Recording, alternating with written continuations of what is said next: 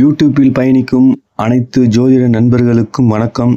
இப்பொழுது ஏற்கனவே சிம்ம ராசியை பற்றி பார்த்தோம். அதுக்குள்ள தாராபலனை பற்றி நம்ம பார்க்கவில்லை. அதுக்குள்ள தாராபலன் உள்ள வீடியோவை போடுறேன், இதை பாருங்கள். உங்களுக்கு தாராபலன்னா என்னன்னு கேட்டிங்கன்னா, உங்களுடைய ஜென்ம நட்சத்திரம் அப்படின்னு பார்த்தீங்கன்னா, சிம்ம ராசியில் மொத்தம் 3 நட்சத்திரங்கள் இருக்கிறது.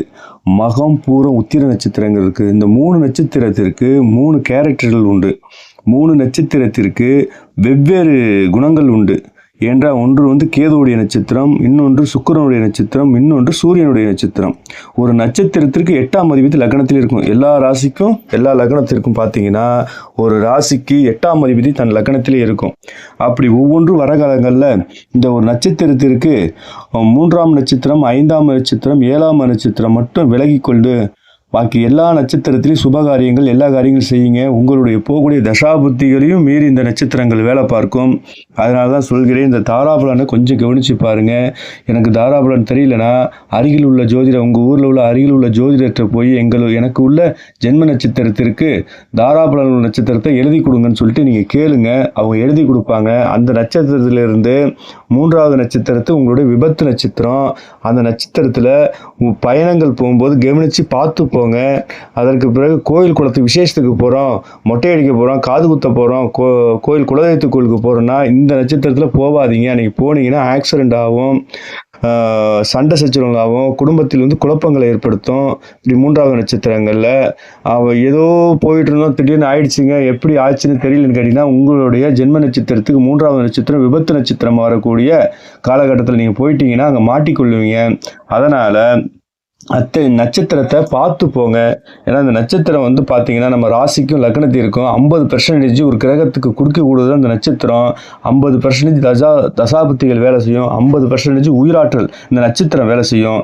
அதனால் இந்த நட்சத்திரத்தை பார்த்து எல்லா காரியமும் செய்யும். இந்த காரியம் இல்லை, எந்த காரியம் வேணால், ஒரு ஜாப்புக்கு போகிறது, ஒரு வெளிநாடு போகிறது, ஒரு வெளி மாநிலம் போகிறது, ஒரு ஆஸ்பத்திரிக்கு போகிற இன்ஜெக்ஷன் போடுறாங்க அப்படின்னா அந்த கிரகம் 6, 8, 12க்குள்ளே வராத நட்சத்திரங்கள் போகிற காலங்களில் வியாதிகள் சீக்கிரம் குணமாகும். சிம்ம ராசிக்கு ரொம்ப அற்புதமான ராசி. இந்த ராசிக்கு +-2 இருக்கு.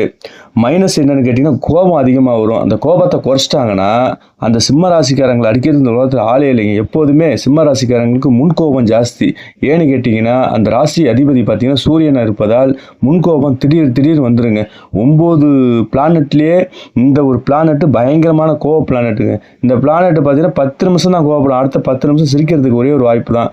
அவங்கள்ட்ட நம்ம இறங்கி போயிட்டு அவங்க திட்டினா நம்ம வாங்கக்கூடிய சூழ்நிலை வந்துட்டுனா அந்த ராசி அடுத்த நிமிஷமே இறங்கக்கூடிய ராசி இந்த சிம்ம ராசிக்காரங்க. சிம்ம ராசிக்காரங்களுக்கு கோபம் வந்துட்டு தான் போவோம், முன்கோபம் தவிர அவங்க இந்த ராசிக்காரங்களை விட இந்த நல்ல அன்பு உள்ளவங்க யாருமே கிடையாது. காரணம் கேட்டால் அவங்களுக்கு அணைக்கவும் தெரியும், சண்டை போடவும் தெரியும். அந்த ராசிக்காரங்கள்ட்ட மற்றவங்களை அடக்கி ஆளக்கூடிய ராசிக்காரங்க அவங்க. காரணம் கேட்டால் முதல் பண்பு உடையவங்க, எல்லா இடங்கள்லையும் முதன்மையான இடங்களில் இருக்கக்கூடியவங்க, அடுத்த ஆண்டு அனுபவிக்கக்கூடிய அடக்கி ஆளாகக்கூடியவங்க. அதனால் இந்த சிம்ம ராசிக்காரங்கள்ட்ட நம்ம அடுத்த ராசிக்காரங்க போய் பழகும்போது ரொம்ப ஈஸியாக மடக்கிறதுக்கான ஒரு ஐடியா பார்த்தீங்கன்னா, பேச்சாற்றலை மட்டும் கம்மி பண்ணிட்டு சிம்ம ராசிக்காரங்கிட்ட போனால் ரொம்ப ஈஸியாக சிம்ம ராசிக்காரங்க பழக ஆரம்பிச்சிடுவாங்க. இதே சிம்ம ராசிக்காரங்கிட்ட ஒன்று கூட எதிர்த்து நம்ம சண்டை போட்டோம்னா அந்த சிம்ம ராசிக்காரங்க நம்மளை விட்டு வைக்கக்கூடாது அப்படிங்கிற அளவுக்கு யோசிக்கிற அளவுக்கு அவங்க யோசிப்பாங்க. அதில் அவங்கள ஜெயிக்கவும் முடியாது. காரணம் கேட்டால் எப்போவுமே சிம்ம ராசிக்காரங்க, உத்திர நட்சத்திரம், கிருத்திகை நட்சத்திரக்காரங்கெல்லாம் ஜெயிக்கிறது ரொம்ப கஷ்டம். காரணம் என்ன கேட்டிங்கன்னா, அந்த கிரகம் பயங்கரமான வலுவான கிரகம். அதனால் சிம்ம ராசிக்காரங்களுக்கு, சிம்ம லக்னக்காரங்களுக்கு ஏற்ற மாதிரி வீடு கட்ட முடியாது, அவங்களுக்கு எதுக்கு நேரம் வாழ முடியாது. அவங்களுக்கு இந்த சூழ்நிலை ஏற்பட்ட காரணம் கிரகங்கள் பலமாக இருக்கும். அவங்கள்ட்ட போய் மோதுறதே உங்கள் சிரமங்களை ஏற்படுத்தும்.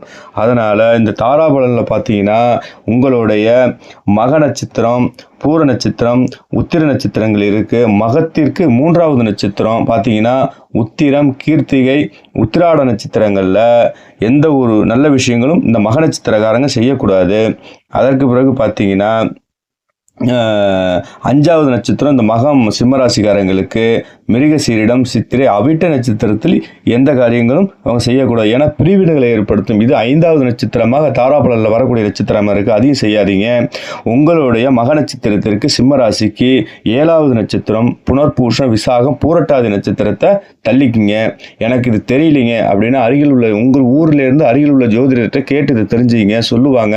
இதை எடுத்து இந்த சிம்ம ராசிக்காரங்க பயன்படுத்துங்க. காரணம் என்ன கேட்டிங்கன்னா, அப்பனுக்கு பாடம் சொன்ன சுப்பையா அப்படின்னு சொன்ன சிவபெருமானுக்கே பாடம் சொன்னவர் காரணம் கேட்டால் முருகப்பெருமான். அந்த முருகப்பெருமான் சிம்ம லக்னத்திற்கு சிம்ம ராசிக்கு பார்த்தீங்கன்னா 12ஆம் இடத்துக்கு வந்ததுனால உங்கள் 4, 9 கூடியவர் முருகப்பெருமான் செவ்வாய் பகவான் 12ஆம் இடத்தில் இருப்பதால் நீங்கள் ரொம்ப முருகப்பெருமான இந்த வரக்கூடிய 45 நாளைக்கு அவங்கள வேண்டுவது மிகவும் கால சிறந்தது.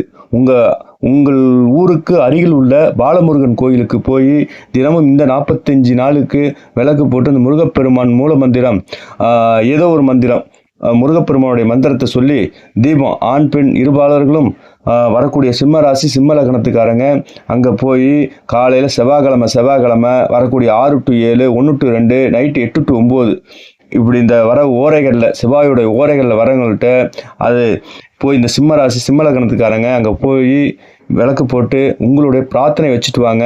வரக்கூடிய இந்த 45 நாளைக்கும் உங்களுக்கு நோய் நொடி இல்லாத அன்றாட வேலைக்கு போகக்கூடிய விஷயங்கள் நடக்கக்கூடிய எல்லா சுப நிகழ்ச்சிகளும் எல்லாமே அற்புதமாக நடக்கும். காரணம் என்ன கேட்டிங்கன்னா, உங்கள் ராசி அதிபதி 8ஆம் இடத்துக்கு போய்விட்டது. உங்களுடைய 4, 9 கூடியும் 12ஆம் இடத்துக்கு போய்விட்டது. உங்களுடைய 5, 8ஆம் அதிபதி 11ஆம் இடத்தில் இருக்கிறது. அதற்கு பிறகு 2ஆம் இடத்தில் கேது இருக்கிறது. கேது குழப்பத்தை ஏற்படுத்தக்கூடியவன்.